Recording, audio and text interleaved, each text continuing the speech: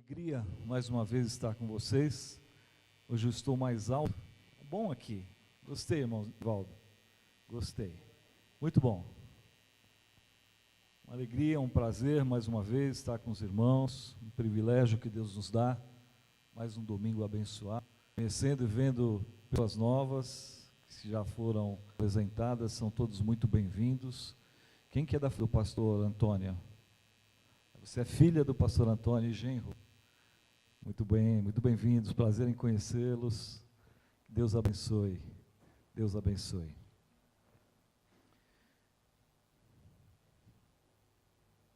Se você abrir no Evangelho de Lucas, capítulo 23, você vai encontrar o texto da nossa reflexão essa noite. Lucas 23.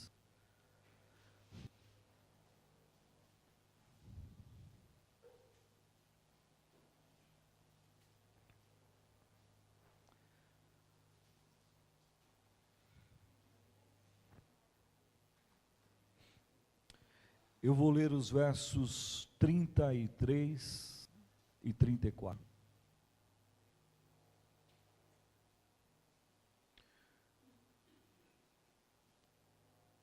Quando chegaram a um lugar chamado Caveira, ali o crucificaram com os criminosos, um à sua direita, outro à sua esquerda. Jesus disse: Pai, perdoa-lhes, pois não sabem o que fazem. Então eles dividiram as roupas dele, tirando sortes. Deus, obrigado, Pai, pela tua palavra, que foi neste momento aberta e lida, que o Senhor a interprete em nossos corações, de acordo com as nossas necessidades, e de acordo com a tua bondade e misericórdia, com que queiras falar ao nosso coração nesta noite. Em nome de Jesus nós oramos, amém. Belém e Calvário têm as suas semelhanças. Belém significa casa de pão. Uma cidade na parte montanhosa de Judá, a aproximadamente 9 quilômetros ao sul de Jerusalém. Chama-se também Efrata, para distingui-la de outra cidade com um nome igual, só que de outra tribo. Efrata significa terra de muitos frutos, terra frutífera. Chama bem Belém de Judá. O livro de Ruth é uma cidade, Ruth, Obed, Jessé, Belém, rei Davi, é conhecida por isso como a cidade de Davi. Belém atualmente é uma cidade pequena, com cerca de 10, 12 figueiras, oliveiras e vinhas. Belém é a cidade onde Jesus nasceu. Um nascimento profetizado pelos homens de Deus do Velho Testamento. Os profetas do Senhor falaram sobre esse nascimento. Isaías, Jeremias, Miqueias, um nascimento que foi procurado por sábios que vieram do Oriente, um nascimento procurado também por pastores, simples pastores, que estavam no campo, cuidando das suas ovelhas, vigiando o rebanho, e viram uma estrela que brilhou de forma diferente sobre o lugar onde Jesus nasceu. Um nascimento muito, muito esperado em meio a uma nação que ansiava pelo Messias prometido, nas Escrituras, uma nação, um povo que declarava conhecer a Deus, a palavra de Deus, e que guardava zelosamente os escritos acerca das promessas do Messias que viria. E não obstante a tudo isso, quando nasceu em Belém, a Bíblia diz, não havia lugar para ele. Não havia lugar para Jesus. Aliás, essa coisa de não ter lugar, essa ausência de um lugar na história de vida de Jesus, foi algo que o marcou e o acompanhou por toda a sua trajetória. Durante toda a sua vida, parece que não havia lugar para ele. Ao final da sua vida terrena, esse texto que nós lemos, no Calvário, nós temos a expressão, mais uma vez, desde os seus primeiros anos de vida, os seus inimigos procuram matá-lo, com a liderança religiosa em Israel. Uma liderança que, enciumada, incomodada com a autoridade com que Jesus pregava, a autoridade com que ele exercia o seu ministério, as pessoas o seguiam, via de regra, os mais pobres, deixados de lado. E aí então uma liderança religiosa em si, das Escrituras, das profecias, eles concluíram que esse Jesus era uma ameaça, eram então de uma vez por todas a acabar com a sua vida. Não sabiam que ele mesmo era vida. Eu sou a ressurreição e a vida. Eu sou o caminho, a verdade único da vida. O Monte Calvário, ele também é lugar de contrastes. Nem se sabe ao certo, com certeza, com precisão, o local, mas era um ponto bastante movimentado. À beira de uma estrada, numa elevação, no monte, lugar onde também havia um jardim. João capítulo 19 fala sobre isso. E um lugar fora das portas. Calvário deriva-se do latim, calvaria, que significa caveira, correspondente no Gólgota em grego. E estudiosos dizem que pode ter adquirido esse nome por causa de caveiras insepultas ali naquele lugar. Outros dizem que uma rocha parecida no formato de uma caveira tinha naquele lugar. E Calvário é o lugar da crucificação de Jesus. Em que, se você quiser, você pode observar o pior e o melhor de Deus lado a lado. Justamente, exatamente porque não havia absolutamente nada que justificasse a morte de Jesus. E justamente sob o julgamento famoso, tão decantado, tão reverenciado no mundo todo, até hoje, depois pregando, fazendo somente o bem a todos, indistintamente, curando, ajudando o necessitado, incentivando a união, a partilha, incentivando e promovendo o cuidado, tanto espiritualmente como materialmente. Depois de 3 anos abraçando, andando junto com as pessoas, foi alguém que, como ninguém, expressou compaixão e amor pelas pessoas. Sobretudo aqueles da sociedade não merecedores de compaixão e de amor. Mas afinal foi isso, exatamente isso que ele veio fazer. Veio trazer graça de Deus ao mundo. Louvado seja o nome do Senhor. Graça que é favor não merecido. Amor que não merecíamos. A palavra de Jesus, invariavelmente, sempre foi uma palavra de aceitação e de inclusão. Isso é graça. Os piores da sociedade, Ele os recebeu.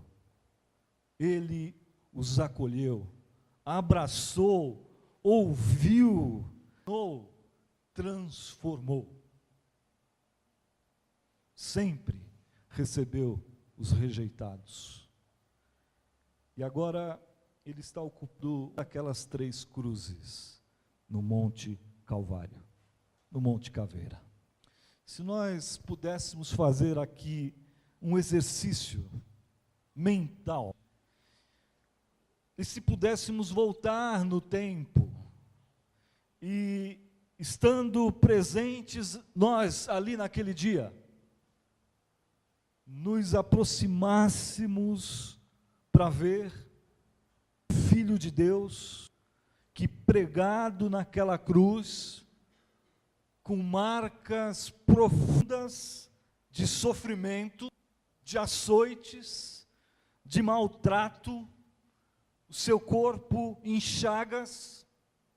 Se pudéssemos chegar bem próximo da cruz, de modo que conseguíssemos observar os seus lábios se movendo, e quisendo bem perto, pudéssemos ouvir o que dizia, talvez ficássemos extremamente surpreendidos e prostrados ali nos seus pés.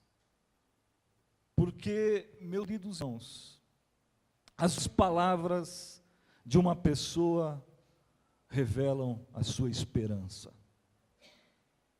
As últimas palavras de uma pessoa revela a sua fé, revela onde ele edificou, onde ele construiu a sua vida. Revela paz ou revela desespero diante de um futuro incerto, vazio, alma sem saber para onde vai. O que você diria depois de sofrer justiças tão terríveis, sabendo inocente que somos? Quais seriam nossas palavras depois de ter sofrido tanto, ter sido tratado com tanta hipocrisia e falsidade, na hora de maior aperto por um dos seus melhores amigos? O que você diria se fosse abandonado por seus amigos numa hora de tanta dor, tanto sofrimento? Ali aos pés da cruz, somente João e a mãe de Jesus, e algumas poucas mulheres seguido aquele cortejo, ficaram longe. Marcos fala que ficaram de longe observando. O que você teria a dizer a ser dado toda a sua vida, um povo a quem você tivesse profunda e intensamente amado, e que desse as costas para você? O que você diria depois de ter sido tão abençoado pela sua presença, pelo seu trabalho, pelo sério, eles se voltassem para você com o coração cheio de ódio, sentimento? e pedissem às autoridades a sua morte de cruz. Como você reagiu quando você foi vítima de injustiça agora, a última vez? Você reage, é caluniado. Como você busca a Deus? São de oração ao Pai. Pai, perdoa-lhes. É com oração que Jesus começa o seu ministério, e são que ele termina a sua missão na cruz. Louvado seja o nome do Senhor. E a oração de Jesus na cruz nos surpreende. Porque não é uma oração que ele faz ao seu favor. Poderia ser. Numa situação como aquela de extrema debilidade física, causada por sofrimentos, angústia, dor.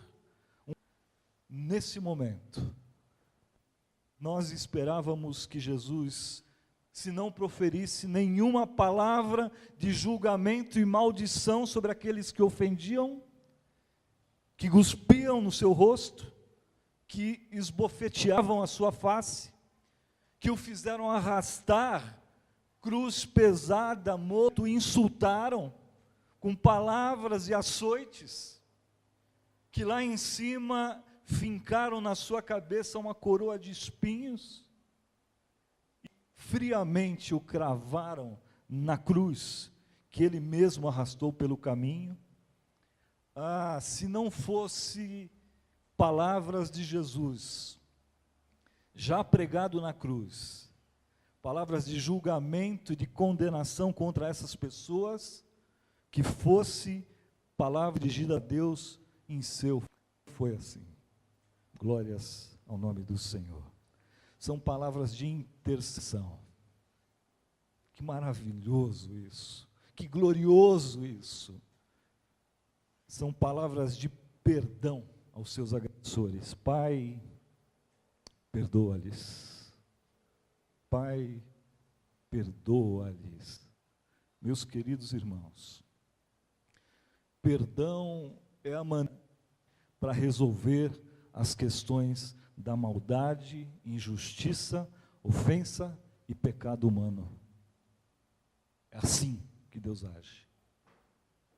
O pecado e a maldade é como uma pedra jogada num lago, que vai formando ondas, e ondas que vão se afastando, e novas ondas vão surgindo, mais desejo de retaliação. E como é que você reage quando é caluniado? Como você reage quando é vítima de maldade sem causa? Você busca a Deus? As palavras de Jesus na cruz são de oração ao Pai. Pai, perdoa-lhes. É com oração que Jesus começa o seu ministério, e é com oração que ele termina a sua missão na cruz. Louvado seja o nome do Senhor. E a oração de Jesus na cruz nos surpreende. Porque não é uma oração que ele faz por si mesmo, ou ao seu favor. Poderia ser. Numa situação como aquela de extrema debilidade física, causada por sofrimentos, angústia, dor, um abatimento emocional mais extremo.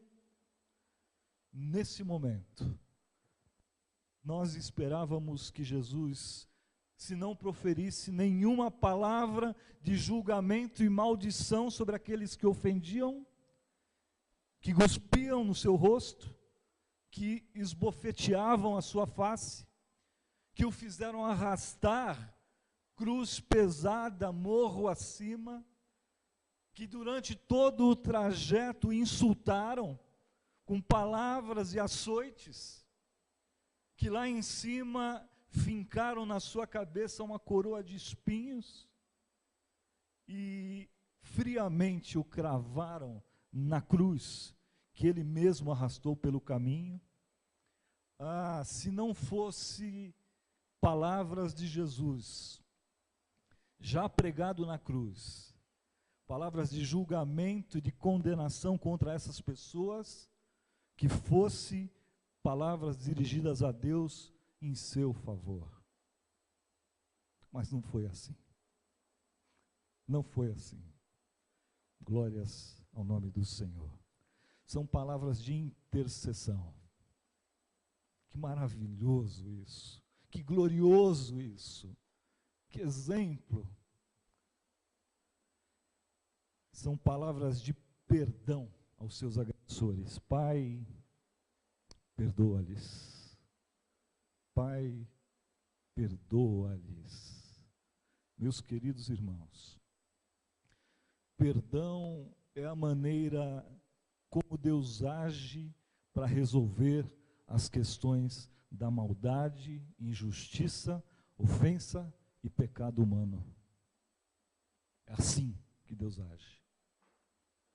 O pecado e a maldade é como uma pedra jogada num lago que vai formando ondas, e ondas que vão se afastando, e novas ondas vão surgindo.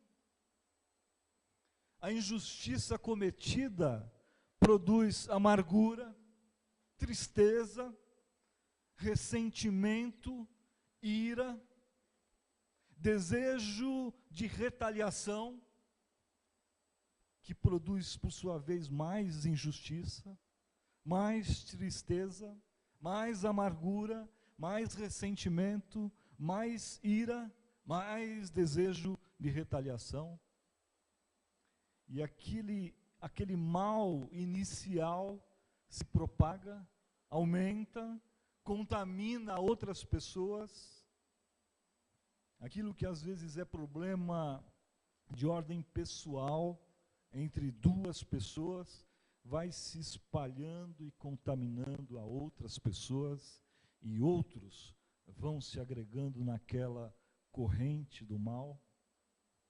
Mas Deus resolveu encarar o mal de maneira a mais inesperada possível, sendo bondoso e derramando sua graça. Louvado seja o nome do Senhor.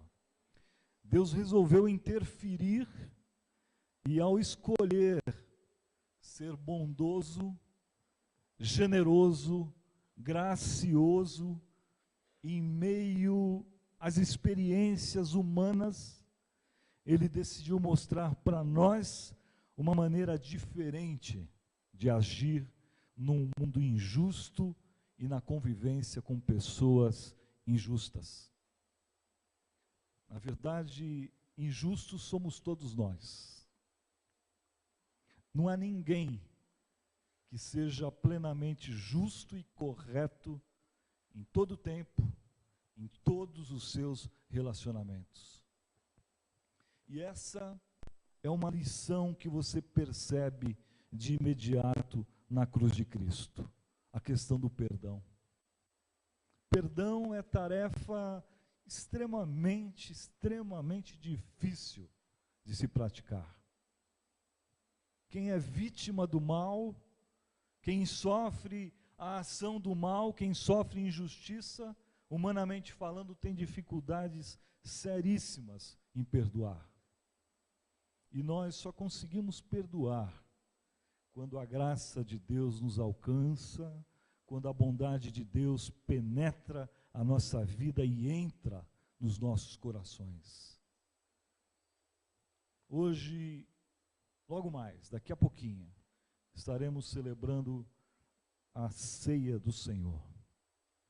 Esta é chamada a mesa da comunhão. Comunhão com o Senhor comunhão com o seu povo. E quando quebramos a comunhão com um irmão, a nossa comunhão com o Senhor também fica prejudicada. O que nós fazemos em relação ao povo de Deus, o que nós fazemos em relação ao povo de Jesus e aqueles que pertencem a Jesus, a Bíblia diz que nós estamos fazendo a Jesus. Estão lembrados de Saulo de Tarso? Perseguia o povo de Deus. Ele a muitos prendeu, humilhou, açoitou, levou à condenação à morte, até que teve um encontro pessoal com Jesus na estrada de Damasco. Ele não ouve de Jesus: Saulo, Saulo, por que persegues o meu povo? Ele ouve: Saulo, por que me persegues? Como Saulo perseguia Jesus, perseguindo o povo de Jesus. Quando você persegue alguém, ou você está em atrito com alguém que pertence ao Senhor, você persegue e você está contra o próprio Senhor. É impressionante, meus irmãos, como o mal, o ressentimento que fica, a ira, consegue de tal maneira nos cegar, de tal maneira que nós não olhamos mais o Calvário, olhamos para Jesus, cremos que Ele levou sobre si os nossos pecados, nos dando perdão, mas não queremos crer que Ele levou também sobre si o pecado do nosso próximo. Com relação aos pecados e ofensas do nosso próximo, que se voltou contra nós, nós não queremos nem o perdão de Deus para ele. Queremos justiça. Isso sim. Queremos que de alguma forma Deus intervenha para fazer justiça.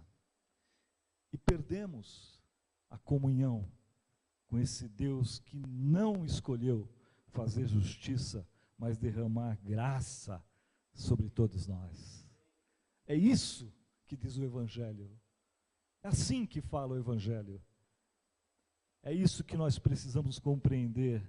Essa foi a oração que Jesus fez na cruz. Oração de perdão. Quando damos ouvidos à palavra de Deus, nós resistimos, mas nós nos entregamos. Nos entregamos, e quando fazemos isso sem reserva, sem resistir, sem restrição, a graça de Deus, ela nos cobre. Os nossos olhos são descobertos, nós nos vemos tremendamente amados por Deus, a ponto dele dar o seu Filho para morrer em nosso lugar, e que a nossa necessidade, a nossa maior necessidade, a nossa doença espiritual é tão grande, tão terrível, que somente através dessa morte, a morte do seu Filho na cruz, poderia ser trazido o remédio dos céus para curar a nossa alma. Nós não ficamos então mais indiferentes, não resistimos mais a essa história de amor. Se você já aceitou a Jesus como teu Salvador e o confessou publicamente, e o fez isso também ao passar pelas águas do batismo, em obediência à ordenança do Senhor Jesus, e por alguma razão você se sente no momento como que enfrentando barreiras no seu coração, com mágoa, com ressentimento, não fique sem tomar a ceia do Senhor. não deixe de participar da mesa da comunhão. Apenas peça agora mesmo em seu coração que Deus elimine tudo isso, elimine toda e qualquer barreira para que você participe da mesa da comunhão juntamente com a sua igreja, com a igreja do Senhor. E isso vai te fortalecer na caminhada. Examine-se, pois, o homem a si mesmo, e assim coma. Faça uma reflexão, pense em tudo isso, ore a Deus, peça no seu coração que Ele elimine tudo que não provém dEle, e assim coma deste pão e beba deste cálice. Peça a Deus a graça para perdoar. Decida perdoar. Perdoar é uma decisão, a semelhança do que fez o nosso Senhor Jesus. Tome agora mesmo essa decisão. Perdoe, assim como você foi perdoado pelo Senhor. E se você, no entanto, ainda não foi alcançado por esse perdão, por essa graça, você precisa saber que depois do Calvário, essa via, essa estrada, esse caminho está pavimentado para você. Mas que você precisa dar esse passo. Volte seus olhos para Jesus, arrependa-se dos seus pecados, com fé no seu coração, olhe na direção do Filho de Deus que morreu por você naquela cruz, e em favor de você. Junte-se à igreja do Senhor, decida com urgência, urgentemente, sem reservas, viver ao lado de Jesus como Ele espera de você. E que isso, meu irmão, minha irmã, seja o grande marco na sua vida. O dia em que você aceitou e confessou o Senhor Jesus como Senhor e Salvador da sua vida. Amém? Que Deus nos abençoe. Segundo o Evangelho de João, capítulo 3:16. Porque Deus amou o mundo de tal maneira que deu seu Filho unigênito, para que todo aquele que nele crê não pereça, mas tenha a vida eterna. E Paulo, completando aos Romanos 10:9, se com a tua boca confessares que Jesus é o Senhor, e crer que Deus o ressuscitou, crer em seu coração que Deus o ressuscitou dentre os mortos, será salvo. Que Deus nos abençoe e guarde pela sua infinita graça. Vamos orar. Ó Deus e Pai, nós queremos te louvar, te agradecer, ó Deus, pela tua maravilhosa palavra, que veio aos nossos corações, ó Deus, como bálsamo para os problemas que enfrentamos na vida, Senhor. Somos tão falhos diante do Senhor, diante da tua santidade, diante do teu amor, diante da tua graça derramada sobre nós.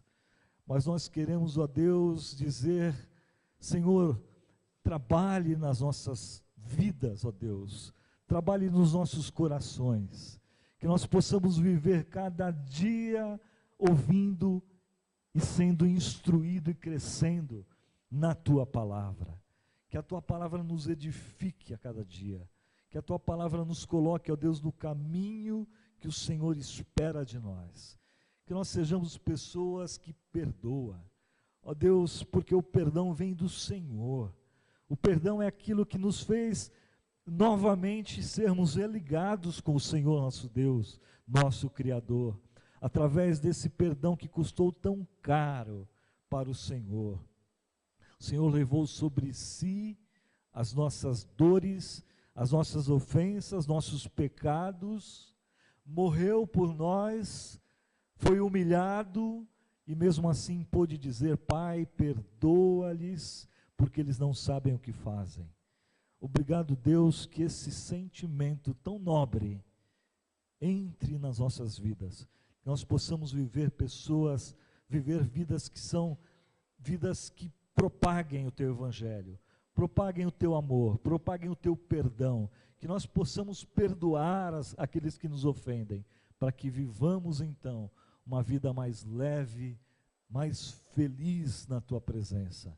Vivamos curados dos nossos problemas, das nossas doenças, através do perdão que vem do Senhor e nos atingiu, e que também espalhamos para outros na nossa convivência diária, como irmãos, como filhos teus.